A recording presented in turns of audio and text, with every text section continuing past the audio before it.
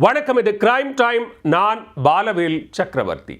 கேரள சிறையிலிருந்து தப்பித்து சென்ற தமிழ்நாட்டைச் சேர்ந்த பாலியல் வன்கொடுமை மற்றும் கொலை வழக்கு குற்றவாளியை போலீசார் 9 மணி நேர தேடுதல் வேட்டைக்கு பிறகு கைது செய்துள்ளனர். கேரள போலீசாரின் கண்ணில் மண்ணை தூவி பலத்த பாதுகாப்பு வளையத்தில் உள்ள சிறையிலிருந்து தமிழ்நாட்டு கைதி தப்பித்தது எப்படி?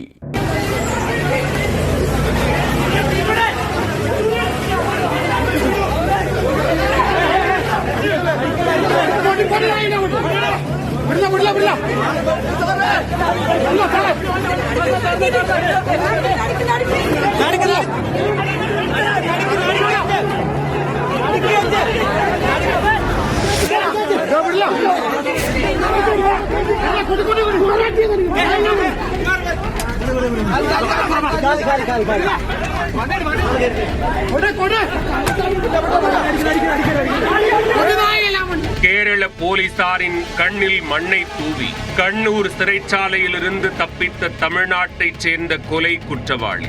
7 மீட்டர் உயரம் கொண்ட மதில் சுவர், மின்சார வேலி, 3 அடுக்கு தடுப்பு என பலத்த போலீஸ் பாதுகாப்பையும் மீறி சிறையிலிருந்து தப்பித்த கைதி 9 மணி நேர தேடுதல் வேட்டைக்கு பின் மீண்டும் சிக்கியது எப்படி?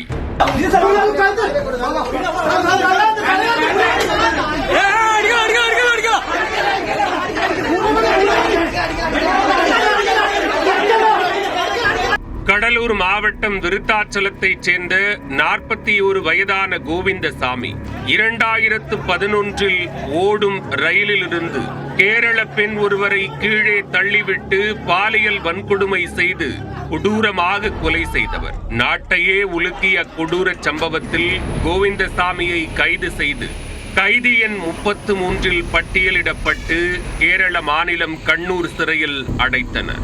திருமணமாகாத கோவிந்தசாமியின் இடது கை துண்டிக்கப்பட்டுள்ளது. அவரது வலது கன்னத்தில் ஒரு தழும்பும் இடதுபுறத்தில் ஒரு காயமும் அடையாளமாக குறிக்கப்பட்டு சிறை என்ட்ரியில் குறிப்பிடப்பட்டது. மேலும் கண்ணூர் சிறையின் 10வது பிளாக்கில் உள்ள உயர் பாதுகாப்பு அறையில் தனியாக அடைத்து கைதி கோவிந்தசாமியை கண்காணித்து வந்தனர். இந்த நிலையில்தான் கண்ணூர் சிறையின் பலத்த பாதுகாப்பையும் மீறி கோவிந்தசாமி சிறையிலிருந்து தப்பிச் சென்றுள்ளார். அதிகாலை 5 மணிக்கு சிறை காவலர்கள் ரவுண்ட் சென்றபோது கோவிந்தசாமி இருந்த செல்லின் இரும்பு கம்பிகள் அறுத்தெடுக்கப்பட்டு கிடந்தன.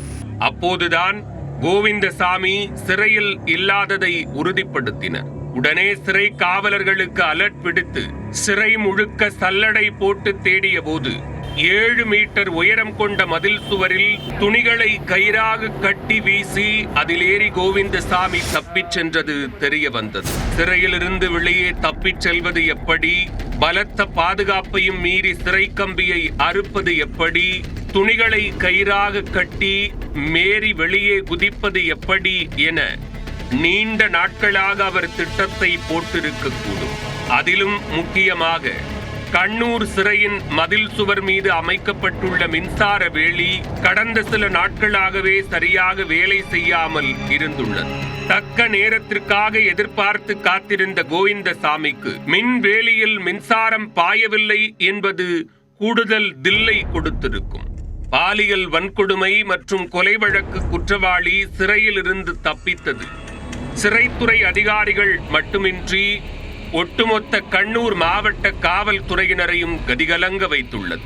சிறையில் வைக்கப்பட்டிருந்த சிசிடிவி கேமரா காட்சிகளை ஆய்வு செய்த போது அவருக்கு வெளியிலிருந்து உதவி கிடைத்ததாகவும் சந்தேகம் எழுந்தது. காலை 7 மணிக்கு சிறைச்சாலை அதிகாரிகள் அதிகாரப்பூர்வமாக காவல்துறைக்கு தகவல் அளித்து அதன் பிறகு போலீசார் தேடுதல் நடவடிக்கை தொடங்கியுள்ளனர். கோவிந்தசாமி குறித்து ஏதேனும் தகவல் தெரிந்தால் தெரியப்படுத்தலாம் என செல்போன் எண் ஒன்றை அறிவித்து உள்ளூர் மக்களின் உதவியை நாடினர். அப்போதுதான் போலீசார் எதிர்பார்த்தது போல உள்ளூர் நபர் ஒருவரிடமிருந்து அழைப்பு ஒன்று வந்துள்ளது. அதில் கண்ணூர் நகர் பகுதியில் உள்ள ஒரு பாழடைந்த வீட்டில் கோவிந்தசாமி பதுங்கி இருப்பதாக அளித்த தகவலின் பேரில் போலீசார் அந்த வீட்டை சுற்றி வளைத்தனர். தன்னை நெருங்குவதை தெரிந்து கொண்ட கோவிந்தசாமி காவலர்களை தாக்க முற்பட்டு தப்பிக்க முயன்றதுடன் அந்த பாழடைந்த வீட்டில் உள்ள கிணற்றுக்குள் தாவி அங்கு பதுங்கிக் கொண்டுள்ளார். ஆனால் அவரால் தப்பிக்க முடியவில்லை. இறுதியில் 9 மணி நேர தேடுதலுக்கு பிறகு கோவிந்தசாமி போலீசாரின் கையில் பிடிபட்டார். பலத்த பாதுகாப்புடன் கோவிந்தசாமியை மீண்டும் சிறைக்கு அழைத்துச் சென்று தீவிர விசாரணை மேற்கொண்டு வருகின்றனர். சிறையில் இருந்து தப்பிச் செல்ல அவருக்கு யாரேனும் உதவினார்களா என்ற கோணத்தில் விசாரணை நடத்தப்பட்டு வருகிறது. கண்காணிப்பு குற்றச்சாட்டு காரணமாக கண்ணூர் சிறையில் பணியாற்றிய 4 சிறை அதிகாரிகளும் பணியிடை நீக்கம் செய்யப்பட்டுள்ளனர். கேரள சிறையிலிருந்து தப்பித்துச் சென்ற தமிழ்நாட்டைச் சேர்ந்த பாலியல் வன்கொடுமை மற்றும் கொலை வழக்கு குற்றவாளி 9 மணி நேர தேடுதல் வேட்டைக்கு பிறகு மீண்டும் போலீசாரால் கைது செய்யப்பட்டிருப்பது இரு மாநில காவல்துறையினரிடையே பரபரப்பை ஏற்படுத்தியுள்ளது.